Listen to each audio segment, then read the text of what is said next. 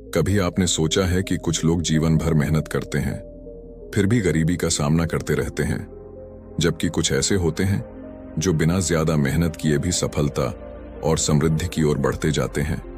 क्या सच में किसी की किस्मत ही इतनी खराब होती है, या फिर कुछ और कारण होते हैं जो हमें अपनी स्थिति को बदलने से रोकते हैं? नमस्कार दोस्तों, स्वागत है आप सभी का आपके अपने चैनल बुद्ध ब्लेसिंग पर। तो चलिए बिना किसी देरी के बढ़ते हैं आज किस कहानी की ओर। बहुत समय पहले की बात है। एक गांव में रामलाल नाम का एक व्यक्ति रहता था, जो गांव का एक साधारण किसान था। अपनी झोंपड़ी में रहता था। उसकी झोंपड़ी कच्ची दीवारों और छप्पर से ढकी हुई थी, जो हर बार बारिश में टपकती थी। 5 जवान बेटे, जिनमें से कोई भी काम नहीं करता था, पूरे दिन इधर उधर घूमते रहते। रामलाल सुबह खेतों में काम पर जाता और रात को घर लौटकर किसी तरह खाना बनाकर खाता। एक शाम जब रामलाल थका हुआ अपने घर लौट रहा था, उसके पास पड़ोस की बूढ़ी औरत, जिसे गांव वाले दादी कहकर बुलाते थे, आ बैठी। वह रामलाल की हालत देखकर कुछ सोचने लगी। रामलाल, बूढ़ी औरत ने धीमी लेकिन ठोस आवाज में कहा, तू दिन भर मेहनत करता है, लेकिन तेरी हालत कभी नहीं बदलती। तेरे बेटे इतने बड़े हो गए हैं, फिर भी तुझे ही सब करना पड़ता है। क्या कभी सोचा है क्यों? रामलाल ने गहरी सांस ली और अपनी आंखों में भरी थकान को छुपाने की कोशिश करते हुए कहा, दादी, क्या करूं? मेरी किस्मत में यही लिखा है। बेटों को भी समझाया, लेकिन हमारे पास ना तो साधन है, न ही कोई उम्मीद। दादी ने कुछ देर सोचा और फिर कहा, बेटा, तेरे 5 बेटे हैं, कम से कम किसी एक की शादी करवा दे। जब बहू घर आएगी तो शायद घर में कुछ रौनक आ जाएगी। बहू का आना घर को बांधता है, औरतें घर को संवारती हैं, शायद तुम्हारी जिंदगी में कुछ बदलाव आ जाए। रामलाल ने गहरी नजरों से दादी की ओर देखा और बोला, दादी, मेरे बड़े बेटे रवि की शादी तो 2 साल पहले ही हो गई थी, लेकिन क्या फायदा, वह ससुराल से कभी वापस ही नहीं आई। हमारे पास न तो उसे लाने का साधन था और न ही उसे रखने की व्यवस्था। घर की हालत देखती तो और ज्यादा दुखी हो जाती। दादी के चेहरे पर चिंता और सहानुभूति की झलक थी। उसने कहा, तूने कभी उसे लाने की कोशिश की? रामलाल ने सिर झुकाते हुए कहा, कैसे लाता दादी? न तो मेरे पास पैसे थे, न कपड़े, न घर का कोई सामान। क्या लेकर जाता? उसकी ससुराल वाले मेरी गरीबी का मजाक उड़ाते। दादी ने थोड़ी देर तक सोचा, फिर उसने अपनी लाठी संभाली और कहा, रामलाल, चिंता मत कर, मैं तेरी मदद करूंगी।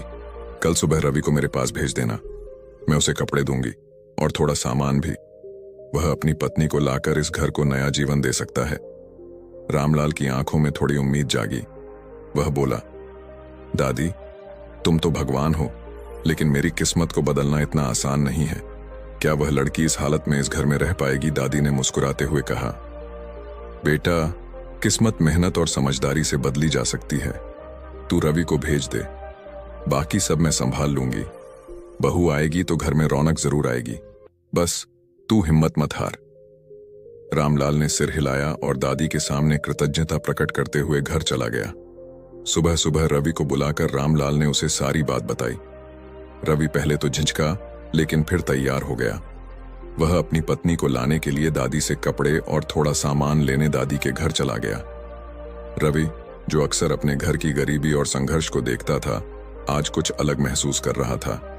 उसने अपने पिता से सुना था कि बूढ़ी औरत ने उसे अपनी पत्नी को ससुराल से लाने के लिए कपड़े और सामान दिए हैं, लेकिन रवि का दिल थोड़ा घबराया हुआ था। वह सोच रहा था, क्या मेरी पत्नी सच में इस घर में खुश रहेगी? क्या वह इस गरीबी को सह पाएगी? लेकिन फिर उसने एक गहरी सांस ली और खुद से कहा, मेरे पास अब कोई विकल्प नहीं है। अगर मुझे अपने घर में रौनक लानी है तो यह कदम उठाना पड़ेगा। रवि ने जल्दी जल्दी तैयार होकर बूढ़ी औरत के घर पहुंचने के लिए कदम बढ़ाए। बूढ़ी औरत उसे बड़े स्नेह से मिली। उसके चेहरे पर एक संतुष्टि और निश्चिंतता थी, जैसे उसे विश्वास था कि रवि का परिवार एक दिन बेहतर होगा। उसने रवि को अच्छे कपड़े दिए, कुछ बर्तन और जरूरी सामान दिया और कहा, बेटा, ये सामान लेकर जाओ, अपनी पत्नी को ससुराल से लेकर आओ। घर में खुशहाली लाने का यही समय है।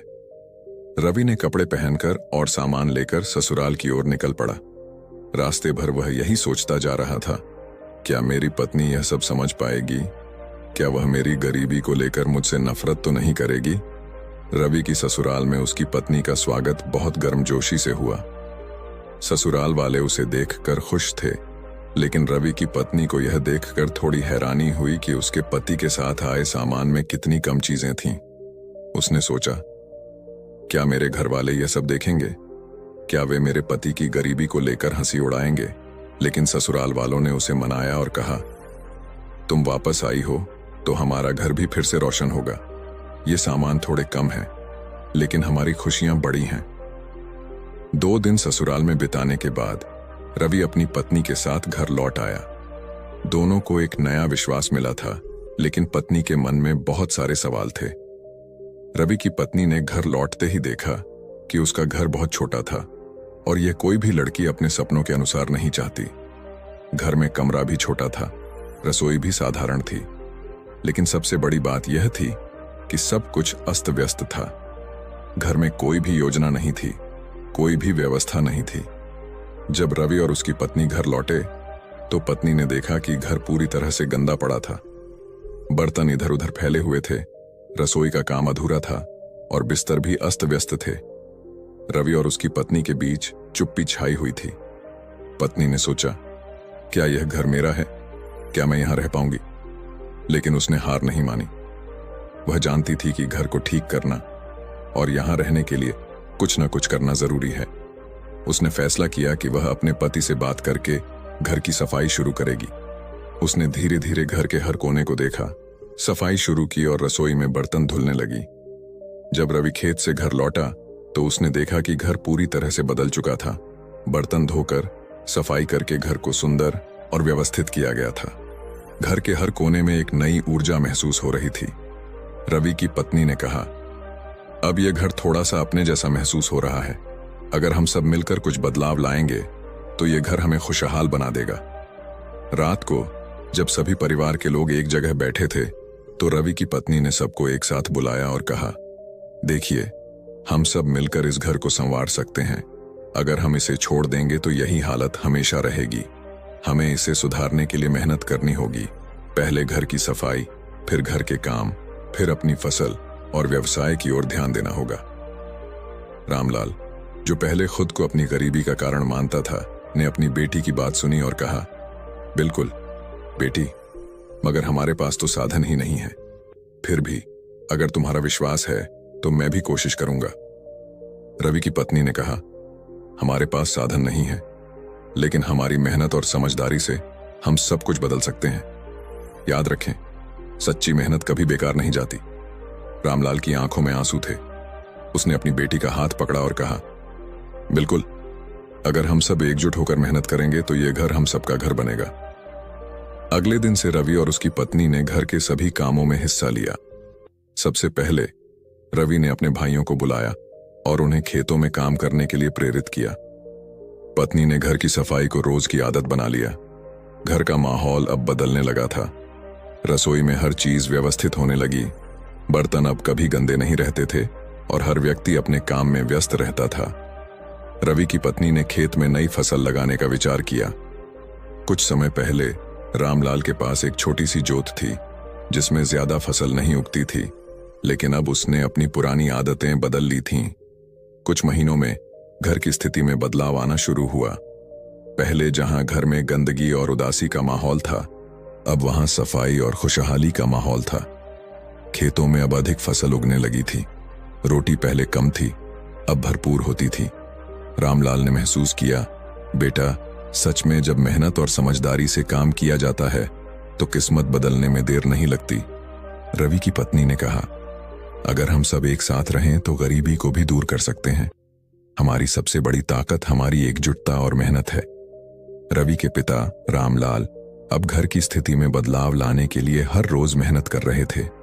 उनकी बहू ने एक दिन उनसे कहा, पिताजी, आप हर दिन मेहनत करके काम से लौटते हैं तो कुछ न कुछ सामान जरूर लाया कीजिए। घर में हमेशा कोई ना कोई चीज होनी चाहिए, नहीं तो घर में खाली हाथ आने से मन भी उदास रहता है। रामलाल, जो पहले ही अपने बेटे और बहू के अच्छे सुझावों से प्रेरित थे, यह सोचकर मुस्कुराए। ठीक है बहू, मैं आज से ऐसा ही करूंगा। अब रामलाल हर रोज काम से लौटते वक्त कुछ न कुछ लेकर घर आते थे। कभी वह घर की जरूरी चीजें लाते, कभी कोई छोटा सा तोहफा। घर में चीजें बढ़ने लगीं और सबको अच्छा महसूस होने लगा। लेकिन एक दिन वह बिना किसी सामान के लौटे। बहू ने देखा और पूछा, पिताजी, आज आप कुछ लेकर नहीं आए? रामलाल थोड़ा परेशान होकर बोले, आज कुछ नहीं मिला बहू, बस ये मरा हुआ सर्प ही मिला, इसे ले आया। रामलाल ने सर्प को एक कोने में रख दिया और अंदर जाकर खाना खाने लगे। लेकिन उसकी बहू सोच में पड़ गई। उसने सोचा, आखिर इस मरे हुए सर्प का घर में क्या काम। इस बीच आसमान में एक चिल गिद्ध उड़ता हुआ दिखाई दिया। उसकी आंखों में तेजी थी और वह दूर दूर तक अपनी नजरें फैलाए हुए था। अचानक उसकी नजरें उस झोपड़ी पर पड़ीं जहां रामलाल और उसका परिवार रहते थे। वह नीचे झांकते हुए देखता है कि वहां एक मरा हुआ सर्प पड़ा हुआ था। चिल ने इसे अपनी चोंच में पकड़ लिया और आसमान में ऊंची उड़ान भरते हुए उस मरे सर्प को अपने साथ ले लिया। लेकिन हवा के झोंके से चिल की चोंच में से कुछ गहनों का हार फिसल कर गिर गया। वह हार सीधे उसी झोपड़ी के आंगन में गिरा जहां रामलाल का परिवार रहता था। रामलाल की बहू, जो अभी भी सोच रही थी कि सर्प का क्या करें, अचानक हार को गिरते हुए देखती है। वह हैरान होकर चीख पड़ी, पिताजी, पिताजी, देखिए तो, क्या यह हार आपके घर गिरा है? रामलाल ने भी देखा और बोला, यह क्या है? यह तो कोई गहना है। वह हार सोने का था और उसके ऊपर बारीक कारीगरी से रानी के राज्य का प्रतीक बना हुआ था। बहू ने हार को उठाया और ध्यान से देखा तो समझ गई कि यह कोई साधारण हार नहीं था, बल्कि एक बहुत ही कीमती हार था। बहू ने हार को रामलाल को दिया और कहा, पिताजी, यह हार कुछ खास लग रहा है। लगता है कि यह किसी अमीर परिवार का है। क्या यह हार रानी का हो सकता है? रामलाल ने हार को ध्यान से देखा और कहा, बहू, यह हार सच में बहुत खास है। ऐसा लगता है कि यह किसी रानी का है, लेकिन यह हमारे पास कैसे आया, यह तो मुझे भी समझ नहीं आ रहा। इस हार को देखकर दोनों को समझ में आया कि कुछ विशेष होने जा रहा था। यह हार, जो एक दुर्लभ घटना के कारण उनके घर आया था, अब उनके जीवन में एक महत्वपूर्ण मोड़ ला सकता था। पिताजी, बहू ने कहा, हमें इस हार के बारे में और सोचना चाहिए। शायद यह कोई संकेत है और हम इसे रानी के पास वापस लौटा सकते हैं। रामलाल ने सोचा, अगर यह हार सच में रानी का है तो इसे वापस लौटाना हमारी इज्जत और हमारे आत्मसम्मान का सवाल होगा। हमें इस हार को वापस करने का तरीका ढूंढना होगा। अगले दिन रामलाल और उसकी बहू ने निर्णय लिया कि वे हार को रानी तक पहुंचाने का तरीका ढूंढेंगे। उन्होंने सोचा कि जब तक वे इस मामले में निपट नहीं लेते, तब तक किसी को इस हार के बारे में नहीं बताना चाहिए। लेकिन उनके पास अभी भी यह सवाल था कि हार रानी के पास कैसे पहुंचेगा। क्या इस हार का कोई गहरा राज छिपा था? क्या यह हार उनके लिए एक नई शुरुआत का संकेत था? यह सब सवाल अब रामलाल और उसकी बहू के मन में घूम रहे थे, लेकिन वे जानने के लिए तैयार थे कि इस हार के माध्यम से उनका जीवन कैसे बदलने वाला है। अब कहानी एक नए मोड़ पर पहुंच चुकी थी। रामलाल के घर में बदलाव आ चुका था, लेकिन उस बदलाव के पीछे उसकी बहू की चतुराई और सोच का हाथ था। एक दिन बहू ने अपने ससुर से कहा, पिताजी, अब मैं आपको एक योजना बताऊंगी जिसे लागू करने से हम पूरी तरह से बदल सकते हैं। रामलाल ने उत्सुकता से कहा, क्या योजना है बहू? बहू मुस्कुराई और बोली, आपको अब साधु का वेश बनाकर राजा के महल जाना होगा। वहां जाकर राजा से बात करें, क्योंकि मुझे लगता है कि वही हार जो हमारे घर आया है वह राजा के खानदान का है। वह हार उसकी बहुमूल्य धरोहर है और हमें उसे वापस करने का तरीका ढूंढना होगा। रामलाल हैरान होकर बोले, यह तो एक नया विचार है बहू, लेकिन आप सोचें, ऐसा कैसे होगा? अगले दिन रामलाल ने बहू की बातों को गंभीरता से लिया और साधु का वेश बनाकर महल की ओर निकल पड़े। रास्ते में वह सोच रहे थे कि यह योजना कैसी काम करेगी। वह महल पहुंचे और राजा से मिले। राजा ने उन्हें देखकर पूछा, तुम कौन हो और क्या चाहते हो? रामलाल ने अपना झूठा परिचय दिया और कहा, महाराज, मैं एक साधु हूं और मुझे आपकी चिंता का हल पता है। आपके महल में जो हार गायब हुआ है वह मेरे दिव्य दृष्टि से देखा है। राजा हैरान होकर बोले, तुम सच कह रहे हो तो यह बता कि वह हार कहां है? रामलाल ने बिना हिचकिचाए कहा, महाराज, वह हार आपके ही महल के पीछे है।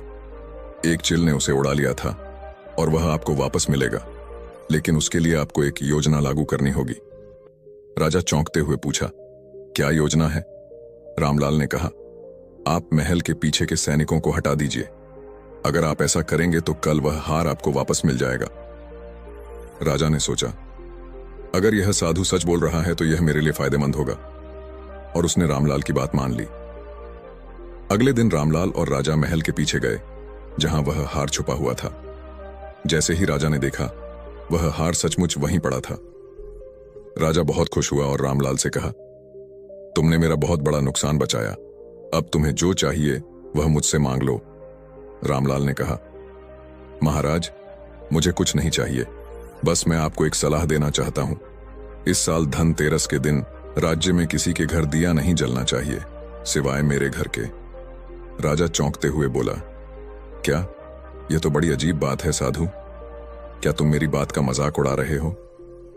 रामलाल ने शांत रहते हुए कहा, महाराज, यह बहुत महत्वपूर्ण है। अगर आप यह वचन पूरा करेंगे तो राज्य में कोई बड़ा संकट नहीं आएगा। राजा ने सोचा, जो वह कह रहे हैं वह सच हो सकता है, इसलिए मैं उनकी बात मानता हूं। राजा ने पूरे राज्य में घोषणा कर दी कि धनतेरस के दिन किसी के घर दिया नहीं जलना चाहिए, सिवाय रामलाल के घर के। धनतेरस की रात पूरे राज्य में अंधेरा था, क्योंकि किसी के घर दीपक नहीं जल रहे थे। लक्ष्मी माता, जो हमेशा धन और समृद्धि की देवी मानी जाती हैं, देख रही थीं। जैसे ही वह राज्य में अंधेरा देखती हैं, वह वापस जाने लगती हैं। लेकिन अचानक उल्लू की नजर रामलाल के घर पर पड़ी। वहां एक दीपक जल रहा था। उल्लू ने देखा कि लक्ष्मी माता उसी घर में निवास कर रही थीं। वह घर अब धन और सुख से भर गया था। लक्ष्मी माता ने रामलाल के घर को आशीर्वाद दिया और उसे समृद्धि से भर दिया। उसी रात रामलाल का घर एक झोपड़ी से बदलकर एक आलीशान महल बन गया। अगले दिन रामलाल और उनका परिवार यह देखकर चौंक गए कि उनका घर पहले जैसा नहीं था। वह सब कुछ नया और चमचमाता हुआ था। रामलाल ने बहू से कहा, यह सब तुम्हारी चतुराई का ही परिणाम है बहू। तुमने सही दिशा में काम किया और अब हमारी स्थिति बदल गई है। बहू मुस्कुराई और बोली, पिताजी, अब आप राजा के पास जाइए और उनसे कहिए कि राजा जी, माफ कीजिए, मैंने यह सब सोच समझ कर किया था। हमारे राज्य में एक बड़ी घटना होने वाली थी, लेकिन आपकी कृपा से वह टल गई। रामलाल ने सोचा, बहू ने सही कहा, मुझे राजा के पास जाकर अपनी बात रखनी चाहिए। जब रामलाल राजा के पास गए और यह कहा तो राजा खुश हो गए। उन्होंने रामलाल को खूब सारा धन दिया और आशीर्वाद दिया। अब रामलाल और उनका परिवार संपन्न हो गया। इस कहानी से हमें 5 महत्वपूर्ण बातें सीखने को मिलती हैं। जो मनुष्य इन 5 बातों को याद नहीं रखता, वह हमेशा गरीब रहता है। 1, हिम्मत और साहस। जो व्यक्ति अपनी मेहनत और साहस से काम करता है, वह कभी भी गरीबी में नहीं रहता। 2, बुद्धि और सोच। बिना सोचे समझे काम करने से हमेशा नुकसान होता है। बुद्धि और विवेक से किया गया काम हमेशा सफल होता है। 3, प्रयास और समर्पण। जो व्यक्ति समय के साथ बदलता नहीं है और प्रयास नहीं करता, वह हमेशा गरीब बना रहता है। 4, आत्मनिर्भरता। जो व्यक्ति दूसरों पर निर्भर रहता है, वह कभी भी समृद्धि को नहीं पा सकता। 5, स्त्री का सम्मान। जिस घर में स्त्री का सम्मान नहीं होता, वहां कभी समृद्धि नहीं आ सकती। कहानी का संदेश यह है कि विवेक, धैर्य और सही सोच से ही कोई व्यक्ति अपनी गरीबी को समाप्त कर सकता है